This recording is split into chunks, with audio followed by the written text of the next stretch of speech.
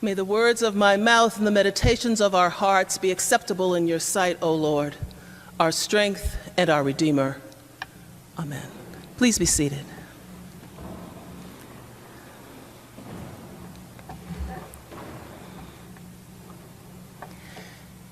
Everybody doesn't like something, but nobody doesn't like Sara Lee. Some of you remember the jingle. Everybody doesn't like something, but nobody doesn't like Sara Lee. Nobody doesn't like Sara Lee. For you young'uns, that's an old commercial about pound cake that was supposed to be so good that everybody liked it. And a lot of people did like it. It was made with real butter and real sugar and real eggs at a time when other commercial baked goods were starting to cut corners. And for store-bought cake, it was actually pretty good. But in spite of the commercial, everybody didn't like it.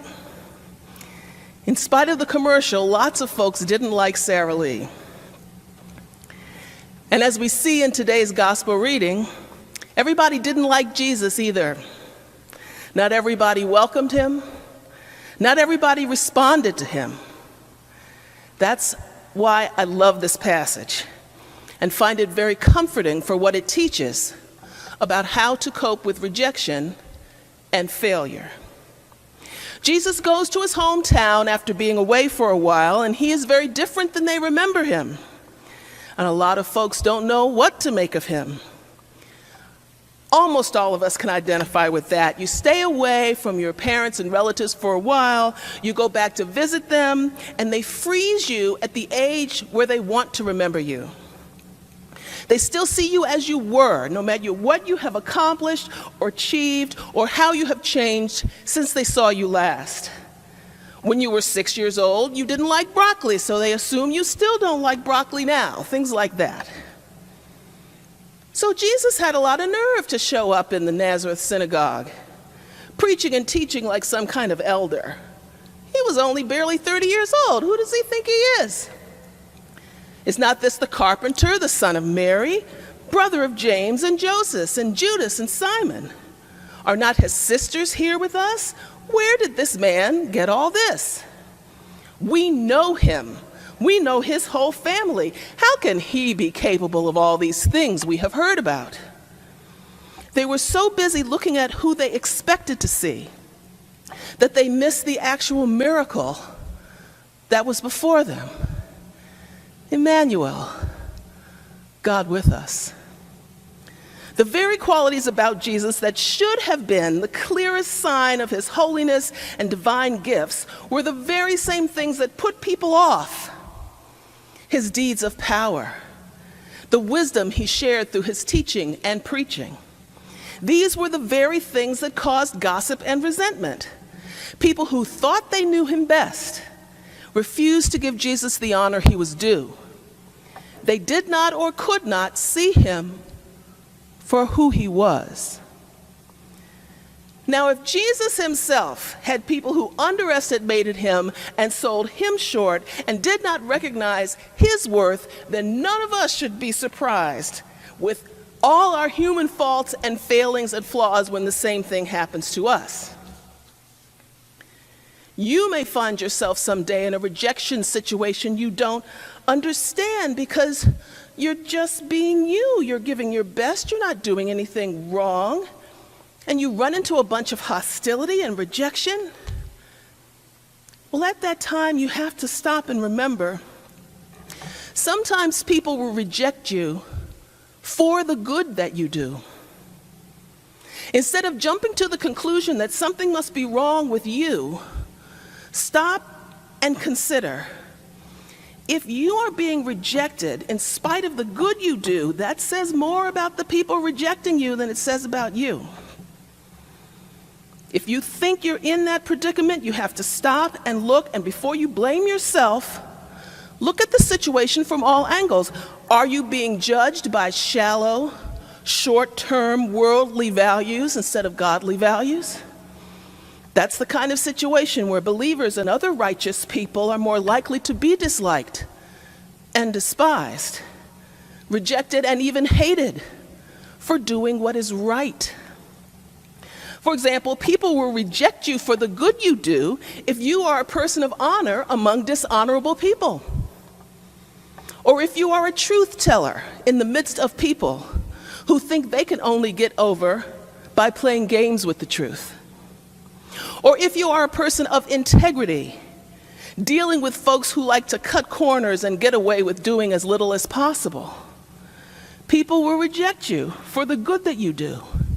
If you insist on considering the needs of others, in a world where so many people's first thought is, hey, what's in this for me? Am I getting anything out of this?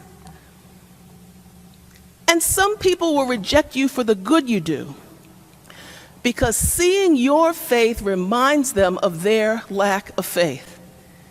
Some will see you being selfless and be reminded of how selfish they are. Some will see you performing random acts of kindness, and it will remind them of how little kindness they show.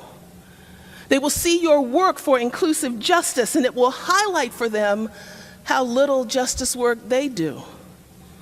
And you haven't done anything wrong. They are the ones judging their own selves. They are convicting themselves by engaging in the sin of comparison with you.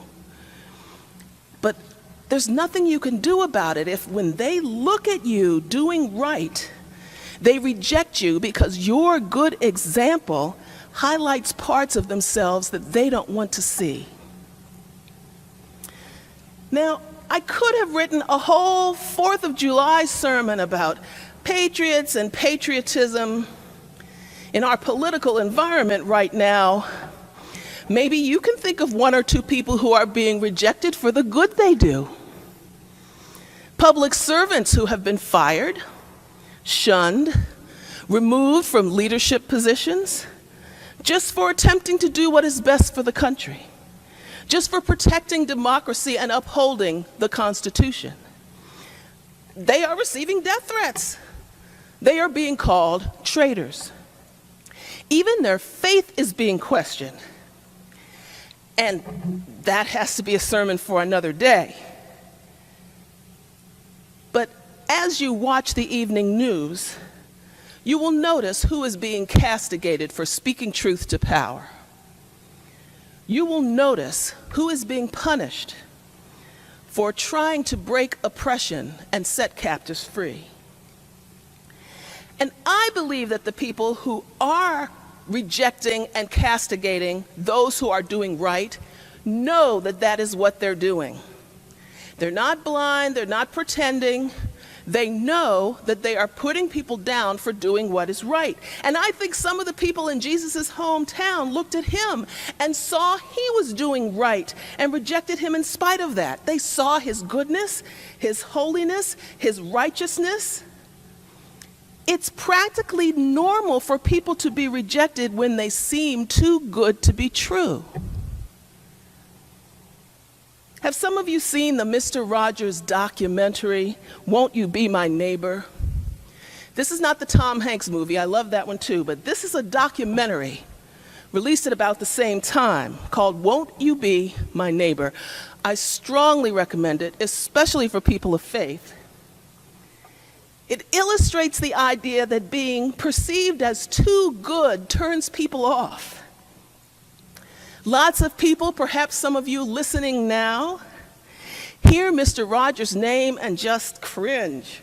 They can't stand him. They make faces. They make fun of him, the way he talks, his little songs, his little puppets. They call him corny. They call him cheesy. But over and over again, in this documentary, what people keep asking is he really like that? I mean, is he really like that? It's as though people are almost hoping it's a put-on. They're hoping it's an act because if it's real, it's almost too wonderful to be believed. If it's real, his behavior almost feels like an accusation. They're not as gentle with children. They aren't as caring and trustworthy, so they cynically reject his goodness as fake and too good to be true. And he's doing nothing wrong. He's just being a kindly teacher, a sweet father figure, a minister of Christ, really, to children of all ages, all over the world, who just want someone, anyone, to look into their eyes and say, I like you, just the way you are. That's the kind of affirmation, the kind of affirmational presence and affection that I believe Jesus gave to people as he met them and loved them when he was walking this earth. It's the kind of affirmation he still wants to give all of us. Accepting people for who they are is the bedrock of all ministry, and it's so radical that some folks just can't handle it. They push it away. It's almost safer to reject it than to take the leap of faith and believe it. So the main teaching about rejection in this passage is that sometimes you will be rejected even when you are doing God's will and doing good. But the next part is even better, and it does not get preached as often. The reading says, if people refuse to accept you, if any place will not welcome you and they refuse to hear you, it's okay to leave. It's okay to leave the situation, and not just leave, but shake the dust off your feet as a testimony against them. Leave, and don't take the rejection experience with you. Put the whole thing behind you. It does not say you must always bloom where you are planted. It does not say stay there and keep beating your head against the wall. No.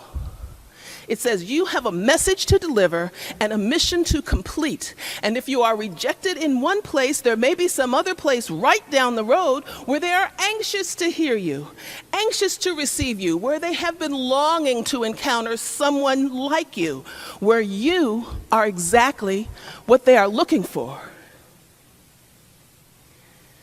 So lots of folks didn't like Sarah Lee, and some don't like Mr. Rogers, and some didn't like Jesus, and not everybody is going to like you. Some people are going to hate you, even when you are doing good, or especially because you are doing good. But if that happens, as Jesus said in John 15, remember, if the world hates you, it hated me before it hated you. That's something I really want to keep in mind about Jesus. It's one way I wish I were more like him. When people rejected Jesus, he knew it was not a reflection on him. He knew that it was just as much a reflection on the people who rejected him. They were the ones who lost out because of their unbelief. They denied themselves the chance to receive what he had to give. If someone had preached that to me when I was younger, a few decades ago, my whole life would have been different. Jesus didn't let this hometown rejection hurt him or diminish him because he knew who he was. He knew he was the righteousness of God. He knew he had the eternal power of the Spirit burning within him. And so he was confident in his holy identity, regardless of what people said. And Jesus offers that same righteousness and power and confidence to all of us, to you, to me, to everyone. Don't judge yourself by people who reject you, no matter who they are. Just as Jesus did not judge himself by the hometown rejection. Do not measure your success by how the world receives you. Measure your life in love. See your reflection in God's eyes, eyes that love you. Weaknesses and insults and hardships and persecutions are part of every human life and part of many ministry experiences. Being rejected, feeling as though you have failed, it hurts really bad in any context, not just ministry, work, school, family life, anywhere. But rejection can also be a teacher, a guide, to separate us from people, places, and things we are not meant for, to point us away from a bad situation and encourage us to take a different path. And sometimes rejection and failure are a byproduct of daring to do great things. As the old saying goes, only the mediocre are always at their best. So dare to do big things, dare to risk failure, get into good trouble, and do not be quick to judge events with the label of failure, because you can faithfully do everything God has asked you to do and everything God requires and still fail in the eyes of the world. Jesus on the cross looked like a failure. On Good Friday afternoon, everyone thought they were seeing a failure. But God had a larger purpose in mind, and it was not revealed until later. So do the best you can. Judge your success by godly standards and be aware that confused or hurting people may reject you precisely for the goodness they feel pouring off of you. If that happens, just stand firm in who you know yourself to be. Stand confident in the holiness God gave you. Don't let it bring you down. It's only castles burning. Pick yourself up, dust yourself off, shake the dust even off your feet, and start all over again. God never offered any heavenly opinion on whether or not Sara Lee pound cake was good. But when it comes to you, God's opinion is clear. You are loved. God is always ready to come to your aid. And even in times that you feel are rejection or failure, God never, no, never, no, never will forsake you. Amen.